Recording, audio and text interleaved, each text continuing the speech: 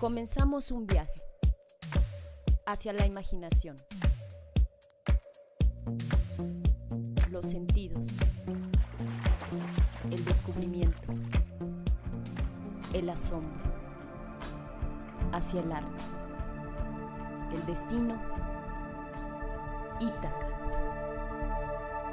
Que si yo escribía era un signo de debilidad, ¿no? Y que debería yo de aplicarme a estudiar y a ser un hombre de bien, como me decían, ¿no?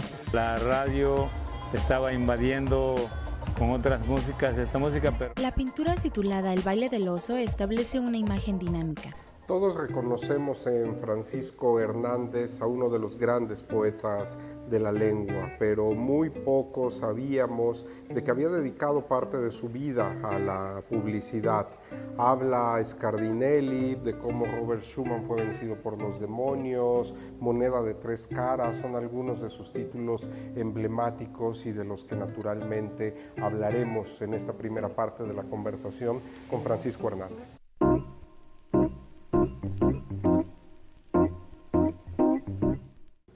Buenas tardes, muchísimas gracias por acompañarnos una vez más a este programa Ítaca, un programa que estamos muy confiados que usted haya disfrutado las emisiones anteriores con todos los escritores y artistas que hemos tenido. Pero hoy, sin duda, estamos de plácemes y estamos muy complacidos de tener con nosotros a Francisco Hernández, uno de los grandes poetas veracruzanos, mexicanos de la lengua española. Vamos a empezar, Mónica, si me lo permites, de una manera atípica en los inicios de nuestro programa. Vamos a empezar escuchando en voz del propio Francisco Hernández este poema bellísimo sobre Veracruz. Francisco. Son unas coplas escritas durante un viaje del aeropuerto del puerto de Veracruz a Catemaco, allá por mi pueblo. Yo soy de San Andrés Tuxtla. Entonces, en ese año yo trabajaba todavía en publicidad y había una como junta de trabajo en un hotel de Catemaco. Entonces, en lo que los dos señores que iban adelante en el coche platicaban de trabajo y de todo lo que iba a suceder en esas reuniones, pues yo llevaba mi libretita y empecé a ver lo que había, aunque ya lo conocía bastante bien, a los lados de la carretera, ¿no? Por eso empieza de esta manera el texto, estas coplas octosilábicas. Cuelgan las piñas doradas a la orilla del camino, mira bien las hondonadas y el cielo color de vino. En Veracruz el paisaje tiene puertas y veredas. Aquí termina tu viaje, porque si te vas, te quedas. Cuando un becerro se baña en los ojos de un caballo, sube un loco a la cucaña y llueven flores de mayo. En Veracruz el paisaje tiene trancas y corrales. Si te regalo el pasaje, tú cocinas los tamales. El viento y la primavera crecen bajo el flamboyán. Déjame la cocinera, te regalo el restaurante. En Veracruz el paisaje tiene dunas y pinares. O te olvidas de tu traje o te encueran en los bares. Vuelan sobre la laguna mosquitos y gavilanes. No te cambio por ninguna con tu faldita de holanes. En Veracruz el paisaje tiene lirios y pantanos. En lo fresco del follaje todos se lavan las manos. Árbol de palo mulato, cañaveral encendido. Si me abandonas, te mato. Ya lo sabe tu marido. ¡Ay, qué bonito! Esas son de las coplas de Francisco Hernández en voz de Mardonio Cinta, un seudónimo, un heterónimo, un gran poeta también, Mardonio Cinta, que hace naturalmente coplas y décimas al mejor estilo pícaro del sureste, como lo es San Andrés Tuxtla. Francisco, y justamente de Veracruz, de tus orígenes, platícanos un poco. Bueno, en Veracruz, o en mi pueblo, como hasta la fecha, no había ni una librería, creo que actualmente hay una. Y pues uno se tenía que contentar con los libros que los padres compraban en sus viajes. Por ejemplo, cuando mi papá tenía que ir a la Ciudad de México, pues compraba algún librito, ¿no? Y por eso ahí me encontré, entre los pocos que tenía, los libros de Rubén Darío, por ejemplo, o uno que se llama El declamador sin maestro, que creo que es un como clásico, muy conocido, claro, ¿no? claro. Un clásico. Y entonces ahí empezar a ver esa variedad de formas de escribir poesía, de autores, pues no sé, algo trae uno de imitador que comencé a escribir, ¿no? Pero así, descaradamente copiando lo que yo leía, ¿no? Y adaptándolo a lo que según yo era mi vida en ese entonces, ¿no?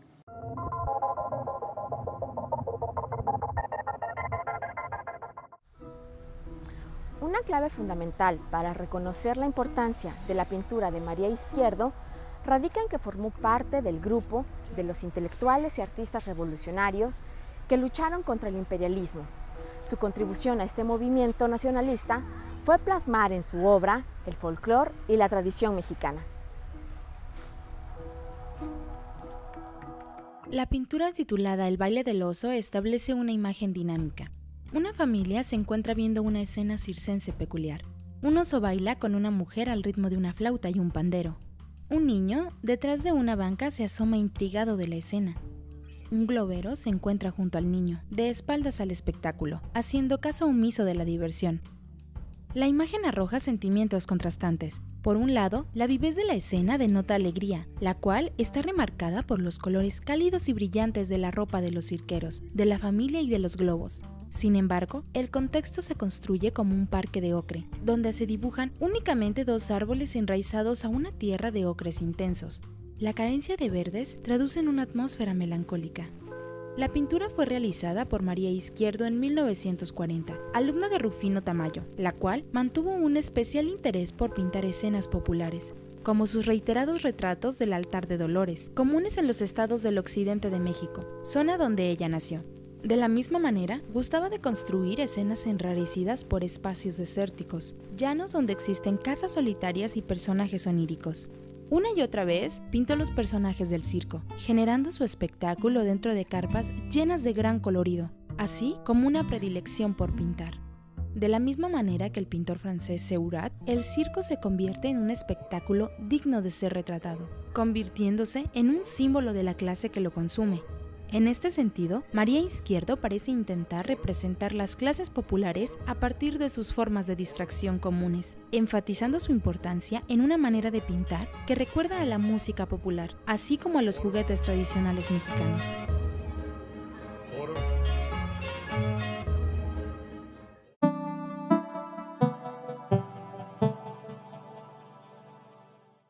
Fue en 1963 cuando vine aquí a hacer la prepa, ¿no?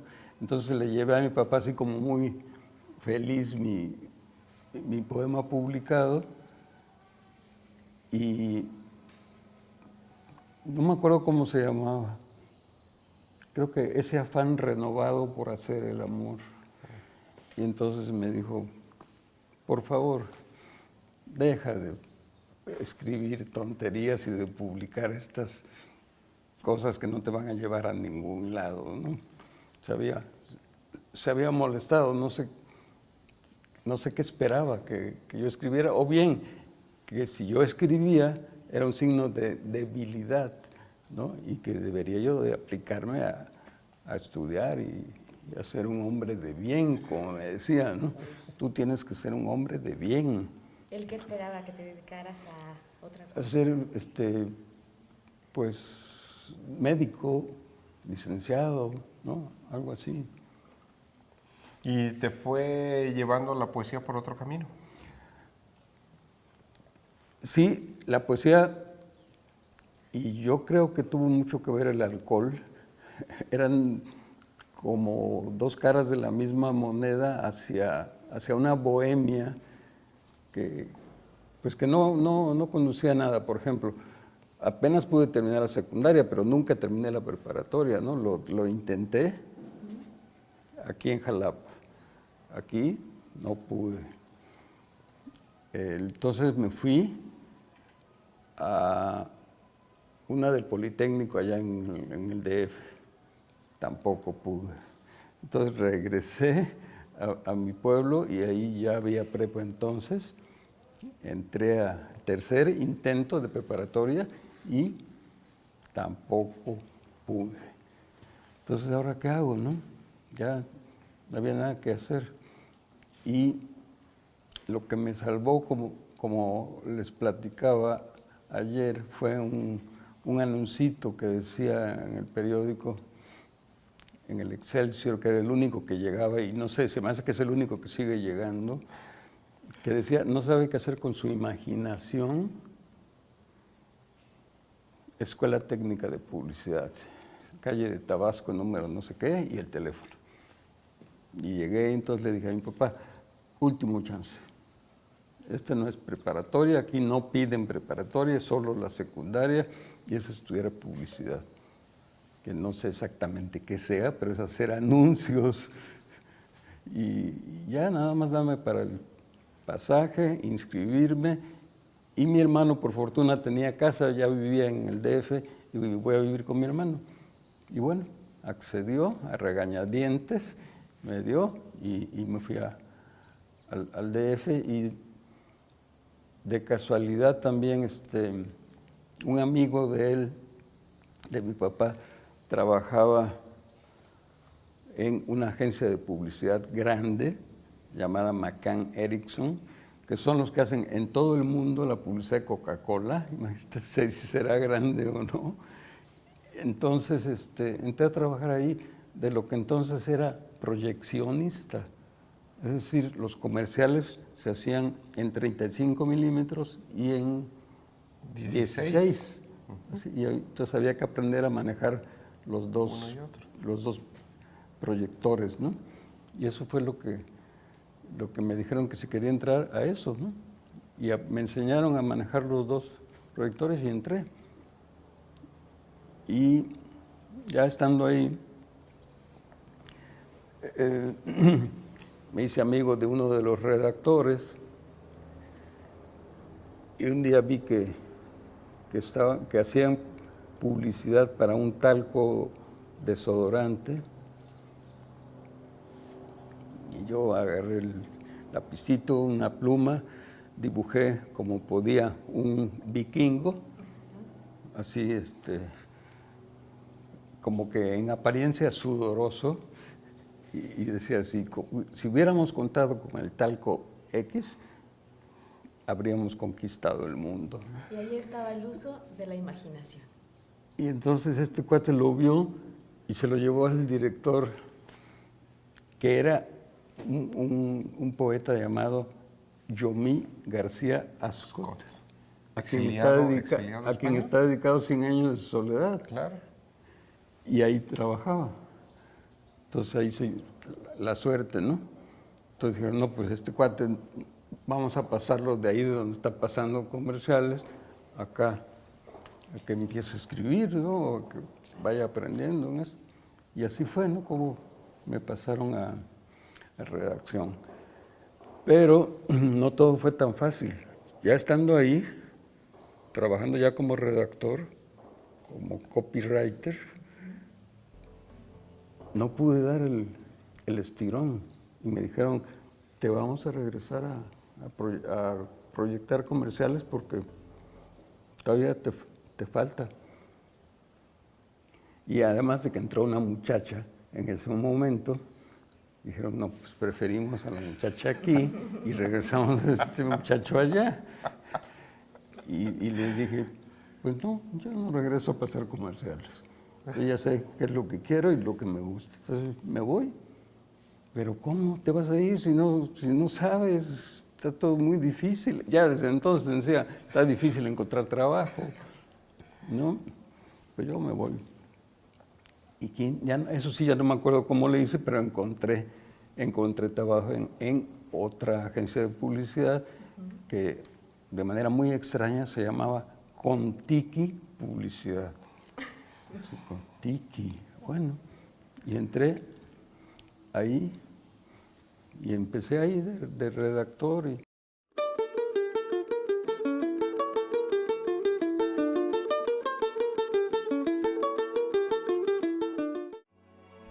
Parte de la cultura, la historia y la tradición que identifica al pueblo veracruzano es sin duda el son jarocho.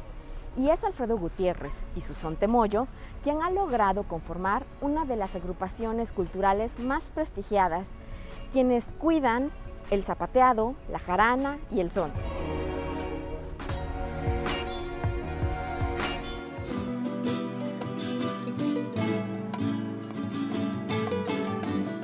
La experiencia que he vivido con los niños fue la de yo aprender de los niños.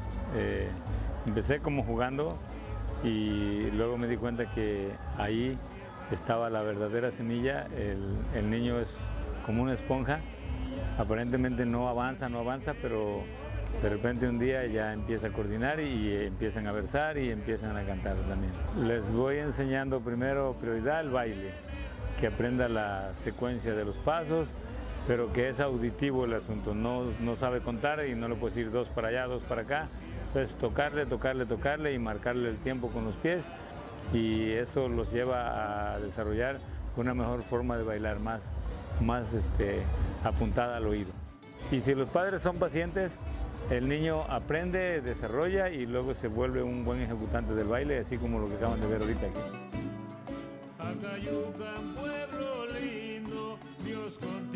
Es como un proyecto de vida, ¿no?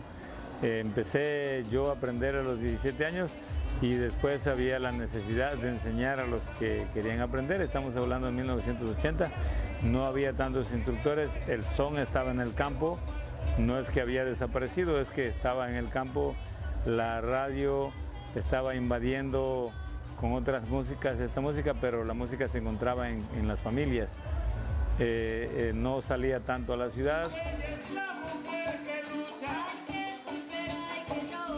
Ahora este disco habla un poco de que hay niños en plena guerra con su AK-47, si Dios heredó la tierra para el arado y machete, y han hecho de llano y sierra antihigiénico retrete. Estoy diciendo que las cosas están mal. El disco lleva un poco de eso, del abuso, de la crueldad, y pues un poco como implorándole a Dios que las cosas cambien, y también versos de amor, y le cambié, no lleva versos repetidos más que versos de mi autoría. Con Son Temoyo ya celebré mi 15 aniversario, estamos festejando todavía el 15 aniversario, Son Temoyo y el fandango infantil. Bueno, la importancia de integrar a la familia es como que yo a mis hijas no les enseñé a bailar, además de repente un día ya estaban bailando, ¿no? O sea, ya lo traen en la sangre. Vengo de una familia de músicos, o sea, mi abuelo tocaba, mi abuela cantaba, componía, mis tíos tocaban, versaban, y yo me desarrollé. Yo ahora estoy haciendo repentismo, estoy haciendo décima escrita, estoy componiendo piezas nuevas, canciones de pueblo y trabajando con los sones antiguos, ¿no?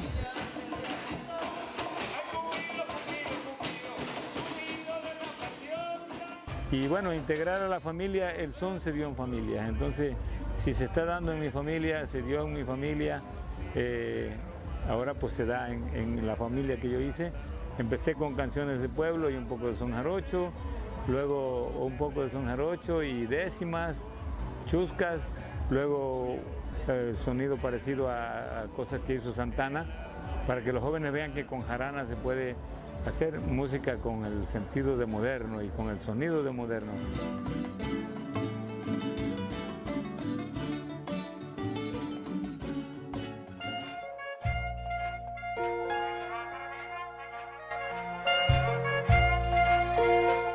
de todos los que has sido en tus libros y en tu poesía, ¿nos leerías algún otro poema de los que te gustan y para compartirlo con nuestro auditorio? Sí, por supuesto. Ya leímos a Mardonio Cinta, podremos leer algo de Antojo de Trampa. Muy bien.